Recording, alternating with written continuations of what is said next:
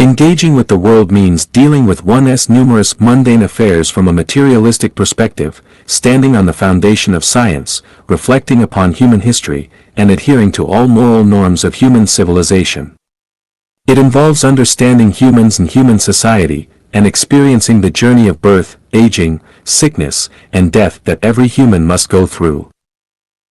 Disengaging from the world means placing oneself in a state as if one has already passed away, observing the material world and human society, regardless of whether one is in favorable or adverse circumstances, regardless of how many people love you or hate you, regardless of how many people depend on you for survival or wish to see you perish, regardless of whether you perceive yourself as great and important, or insignificant and trivial, regardless of whether you possess wealth spanning generations or have nothing at all. As long as you envision yourself as a soul that has already departed, you can disengage from the world, achieve transcendence, avoid being stuck in a rut and see through the illusions of the mortal world, rising above the mundane. Disengaging from the world means not indulging in the material and spiritual pursuits of the human world.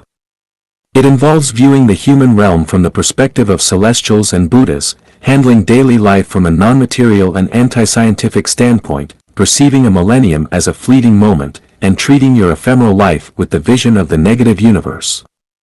It means adhering to the moral laws of the heavenly kingdom, denying the value of the human life, and merging oneself into the infinite expanse of time and space, and the universe. Furthermore, disengaging from the world means constantly contemplating how to become a celestial or a Buddha, how to serve as a servant of Allah, the ancestor of Buddha, the greatest creator. It involves pondering the destination of your soul after the death of the physical body, and how to transform your transient, tangible life into an eternal, intangible existence. Finally, disengaging from the world means emulating figures like Laozi, who abandoned his homeland, riding a green ox out of Hengu Pass, like Shakyamuni, who left behind his wife and son to seek the true self and the truth of the universe, like Jesus, who refused to be a worldly king and chose to be crucified. To disengage from the world, you must first engage with it. Without experiencing the hardships of the human world, you cannot understand the heavens beyond, you cannot attain great wisdom, you cannot find the truth, you cannot comprehend the teachings of life genuine. A song aptly expresses this relationship. The little monk goes down the mountain to beg for alms, the old monk instructs again, the women out of the mountains are tigers, quickly avoid them if encountering them. The old monk, having experienced the joys and sorrows of worldly relationships, likens women to man-eating tigers, knowing that attachment hinders the path to Buddhahood. But to the young monk, who has yet to engage with the world, the women seem charming and not like tigers at all. Despite repeated warnings, the tiger enters his heart, making it difficult to focus on his spiritual practice. Without engaging with the world, disengaging becomes difficult, unless you are born with Dharma eyes and Buddha eyes.